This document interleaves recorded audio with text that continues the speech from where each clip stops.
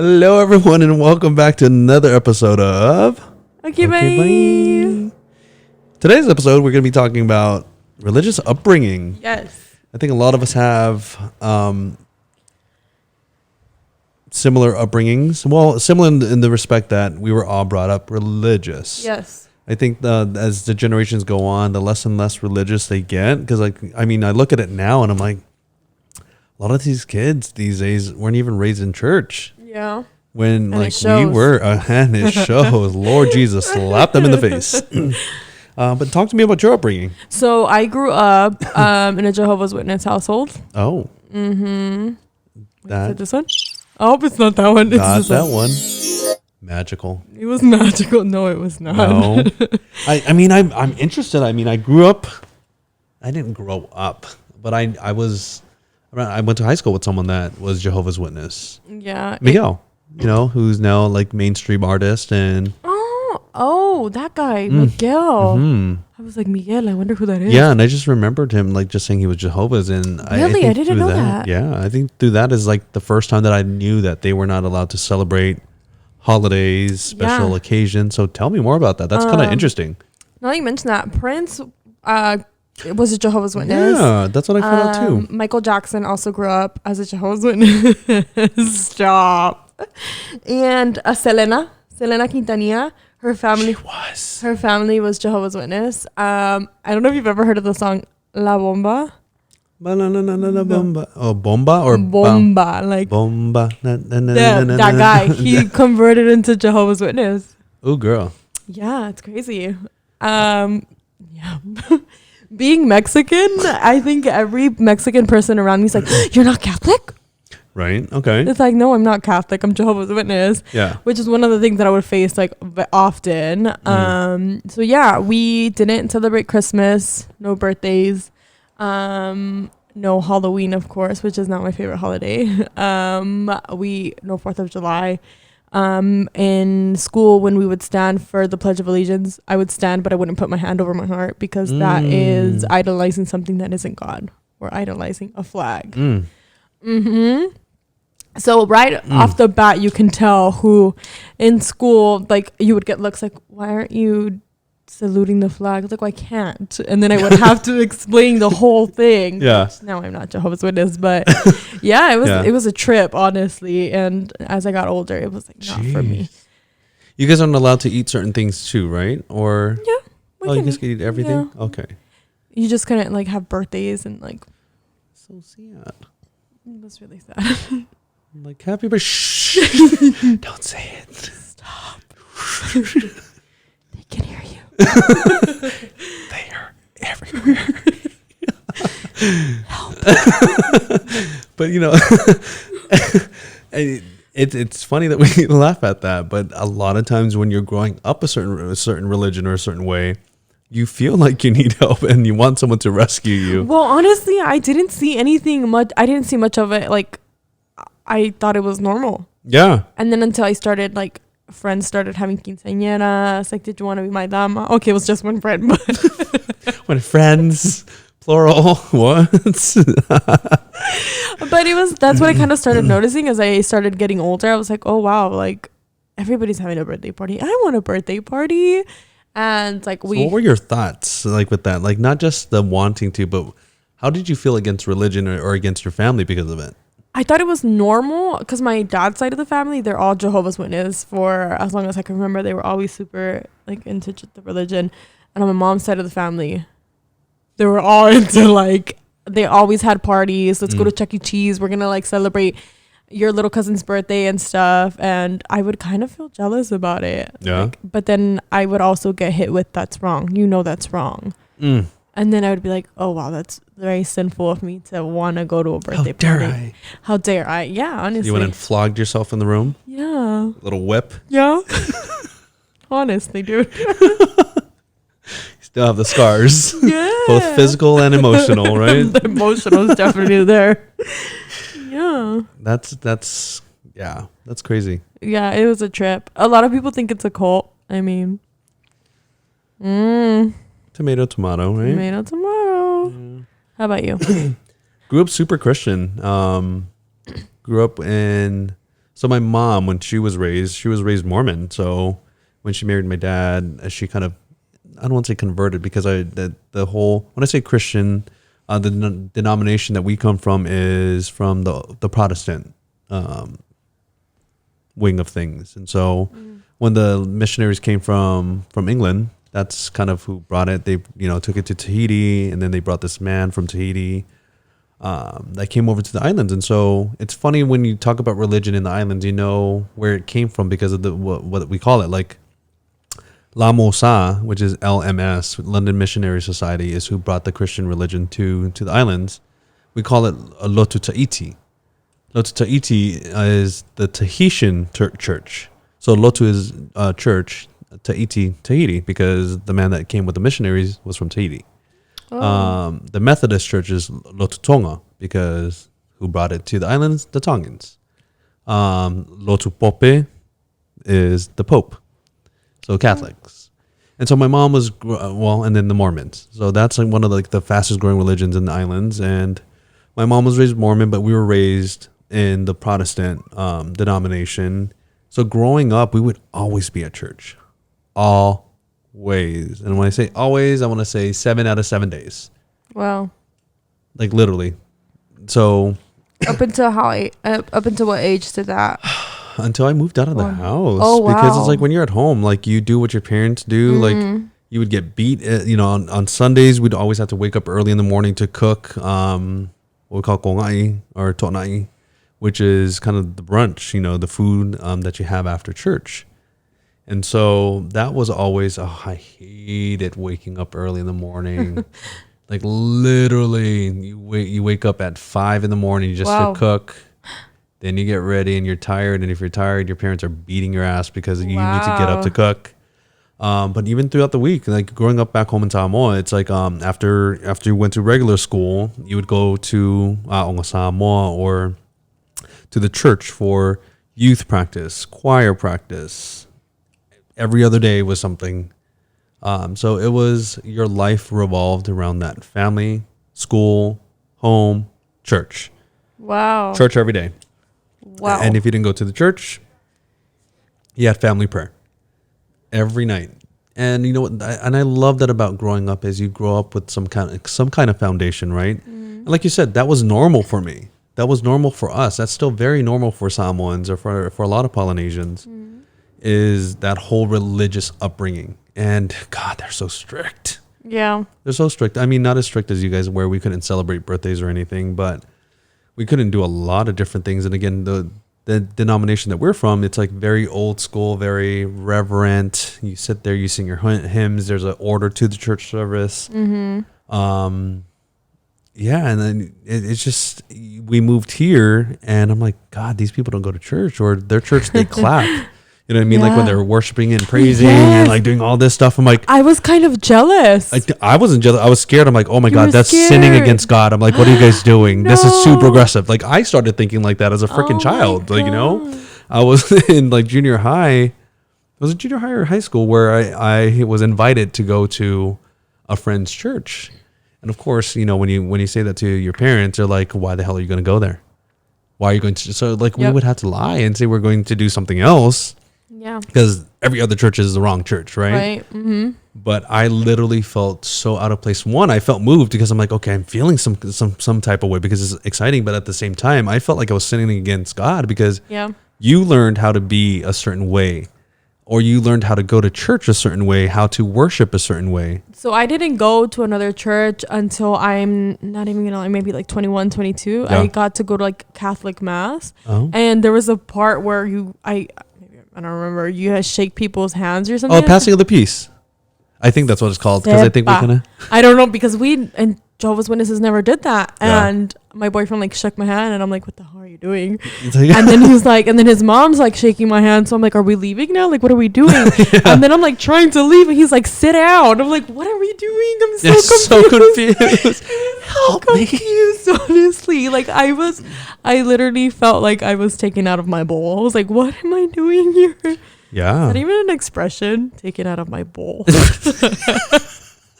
What are you, a freaking goldfish? I was taken out of my bowl and put into another one, guys. Flush Your me down the comfort toilet. zone, you mean? I mean, Yeah, out of my comfort zone would make my more bowl. sense. But oh my god, I totally know what you mean. Like we went to a Catholic funeral. Girl, I don't know how many times we got up and sat down. Catholics, love y'all, but Jesus, Yes, they get up a lot. y'all get up way too many damn times. Yeah. And then this whole hands. Yes. I'm so confused. I'm I like, was very confused. I don't know what I'm doing. I was so confused. And then I was like, do I get up when people are drinking the wine? And he's like, sit down. I'm like, oh. Yeah, so because so Jehovah's Witnesses, they don't have that on a daily basis. Like, Communion? yes, they don't have that. So the way that they do it is every year, right around the Easter time. Oh, they take out the bread and the wine and they like pass. That's some it stale around. Ass bread. They yeah, pretty much, and then they pass it save around it until the one. Yeah, and only if you think that you're really gonna make it to heaven, you take a bite. That's the only, and then like honestly, me being That's like hella guilt trip. Like yes, you better take that. My ass would look down the freaking hole like who's biting that? You really think you going like? And then my mom like, don't you dare fucking bite that. Stop, put it back. I'm like, no, we just like pass it along, and that's why I was like, wait, so I'm supposed to bite it here? And like I was so confused. Yeah. Like in ours, like unless you go through the whole getting blessed, or what they call fa'ekalesia, like you have to go through these classes or rites just to be able to partake in communion. Like I guess you just can't take it unless you have gone through this whole right. Being educated and going through these classes and rites to actually get there. But then it's very different. Like when we'd visit my grandparents in their village and went to their church, which is a Mormon church, everyone ate communion. Of course, it wasn't wine. It was water and bread. But everyone, I'm like, I'm so confused. I don't even know. I don't want to be a sinner. Yep. And I told as a child, as an adolescent, like you have these thoughts. You start asking all these questions, right? And that's all you knew. Like I loved going to church. Everything was so fun growing up. Everything was like your church family was your family. You know what I mean? You saw them more than you saw anyone else, you know? Wow. And you just become super close. And it was so good to kind of have youth gatherings and all that good stuff. And cool. I think when I graduated high school, that's kind of when I had an awakening of like, I want to go to this Bible, like discipleship school, right? And I just remember crying because my parents were basically saying that, you know, that's not the right church. I forgot what they said, but I just remember how I felt. I just felt so crushed. Like I thought that they would be supportive because it's, again, we're serving the same God. Right. It's not like it's a different God. Right. Like, I'm over here now switching to Muslim or Islam, you know what I mean? Or to Buddhism, it was literally God. It's just a different way of praising. And I was so saddened by that because I really wanted to go. And of course, I think it's because it was out of state. They were looking at it. Well, you didn't even mention it was out of state. It was out of state. And I think they thought that this is me using that as an excuse to leave. I'm like, I really truly felt moved by that, you know? And I really wish that they were more open-minded to it. Yeah, of course. But it's funny because then I found out that my mom went to some like full gospel church when she was living in Hawaii. Interesting. She need to... Mama. Well, let me tell you, growing up in church, and my mom is strict as hell. Everyone that knows me knows that my mom is crazy. She'll tell you she damn crazy, but my mom was a mom that was never afraid to slap you in front of everyone. I remember so many times how embarrassed we were to get beat up at church. I love it. I love her already. It was so embarrassing. Like I literally wanted to rip my face off. Really? That's kind of... Like everybody would be like, no, you don't have to do that. And then it just emboldened her even more to beat us in front of them even more. I love her. Oh my God. I need to meet your mom. I mean, I've met her, but I've never conversated with her. Oh my God. Yeah, Ernest's mom. I love you already. Right? She's total mood. My mom would clench her jaw. She'd be like, te calmo. And she'd like, just like, oh fuck, she's going to beat my ass when I get in the car. Not my mom. She doesn't wait till the car. She will do it right in the church. Don't give up. Right in the church. Like, Mom, this is a holy place. Right in the church, you can get your ass beat. Yep. Right here. You didn't listen. Yep. So that was growing up in the church for us. So it's a double whammy of this whole feeling inadequate if you weren't doing it a certain way. Like everything is about protocol and the way that you do it. But then there's a sense of pride that comes with it, you know what I mean? Because then there's competition between the choirs, or your youth is better, you know? And see, so that you mentioned that Jehovah's Witnesses don't have any of that. really? So they have, what most of them are known for is like preaching when they knock on your door. Girl, we all know. We all know. We all pretend. We know you there. We see you. Y'all are in some movies. Y'all are in. I seen you. So there's only that. Like that's like one of their biggest things. And also they, I think it's once a year they have like a 3-day ceremony, and they do like acting and stuff like that, and they like reenact stuff in the Bible. But there's no like youth that's groups. partying.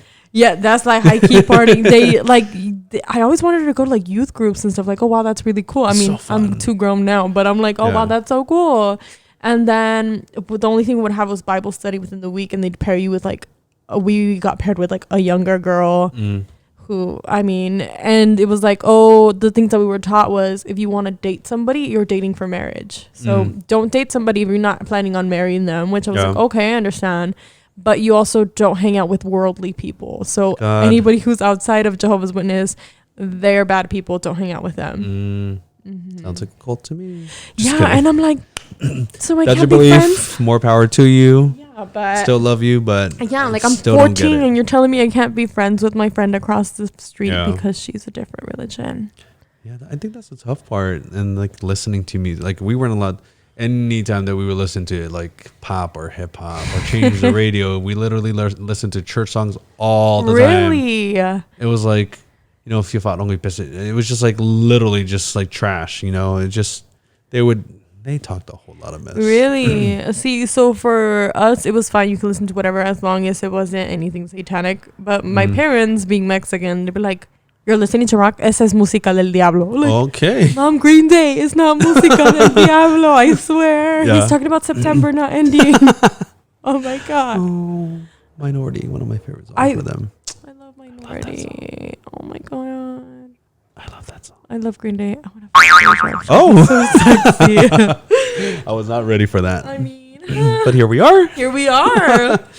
That's what growing up Jehovah's Witness was. It was hard. Dude, it was really, really hard because like kids would be like, so you're in a cult. I mean, that's what they're going to equate it to, right? Yeah. But then like we talked about it. We see our friends. I see a lot of people that weren't raised in the church, or they say, oh, I go to this. But because that's not how we were raised and we see them act differently, I'm like, that's, Yeah. Like I felt like I was judging everyone that wasn't godly or walking in the way that the Lord wanted them to. And I'm like, I felt like it was going against everything that we learned, which is, we don't judge people. Wow, Fab. We don't judge people, right? It's not our job. I think that's the human part of us, but God is the ultimate judge, and I felt like we constantly were. You know, who do you think you are? Are you better than someone else, or are you saved? Or we definitely weren't the ones that were trying to convert everyone and try to talk about the Bible and the love of God. Jehovah's Witness, raise your hand. There you are. You are seen. But we just know our place because we needed to learn everything. Well, not everything, but you need to know your stuff. Right. Yeah. Here. Well, I mean, in order to be baptized over here and be considered a Jehovah's Witness, you had to go through like extent of classes, and then you would have to go through the I forget what they're called, but they're like the main heads of the church. So there's no priest, but there's I don't know what the hell they're called, but you would go through them, and then they would ask you like a series of questions. Why do you want to be Jehovah's Witness? You have it, like, are you a criminal? Who brought you here? Like, it's a trip, like extensive background, and then you get baptized in front of a bunch of people in this huge pool. Like it's human, like it's huge. But thank God we just get a little dish of water and they just put their hands on you and you're baptized. On your eye? No, on your like the middle of your forehead. I was like, throw it in your eye. But no, as a baby, I think I was baptized like 2 or 3 times because like when we were a baby, we were baptized in a different church, and then my mom wanted to do it. So like again in junior high, we were baptized in front of everyone. So in my eyes, I'm like, they're probably thinking that I'm some heathen child who was never baptized when they were born. Hey, I was never baptized. That's everybody's reaction. We need to make sure you're baptized. Stop. I think there's a pool somewhere that we can just throw your ass in there. Oh my God, you can't. In the name of Jesus. You can't swim and I can't swim. You better. Oh, well, we'll do it in the shallow end. Here, Janet, catch this. Jesus. That's the end of this podcast. Well, do you remember, like, speaking of religion, if you drowned, you were a witch. And so it was the devil taking your body because you're a witch. You were a witch if you drowned? Yeah, back then. Like, and sometimes it would put a freaking, like, a big ass stone tied to your body and tell you, well, if you drown, you're a witch. What? Women had it hard.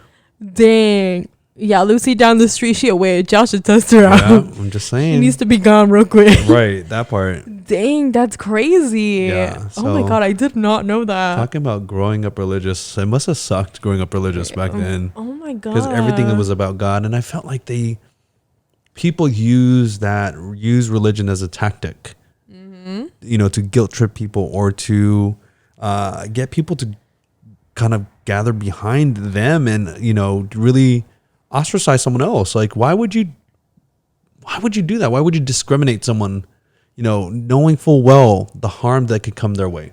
Like, you're doing that on purpose. They're witches. They try. I really did wish that I had powers. I was going to say something, but shut up. Oh. Like, oh my God, when I was little, I used to be like, I wonder if I could move that. And I'd just like sit there and be like, same. And I thought I could control the weather. Shit my pants, like trying to like move a chair. Literally just shaking my chair. It's the wind.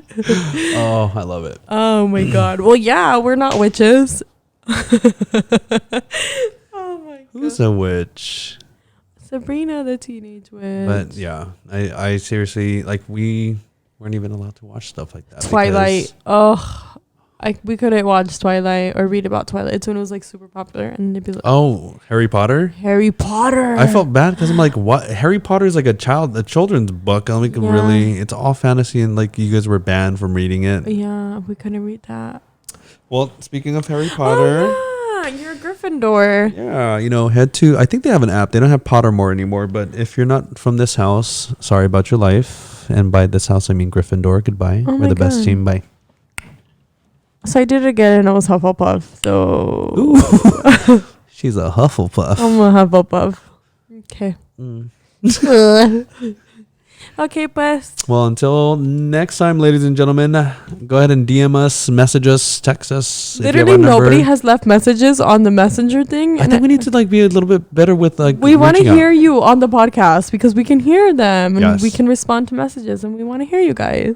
And we might feature some of you guys on our podcast. So let us know. You want to be on here. Yes, you do. Okay. So until then, okay, bye.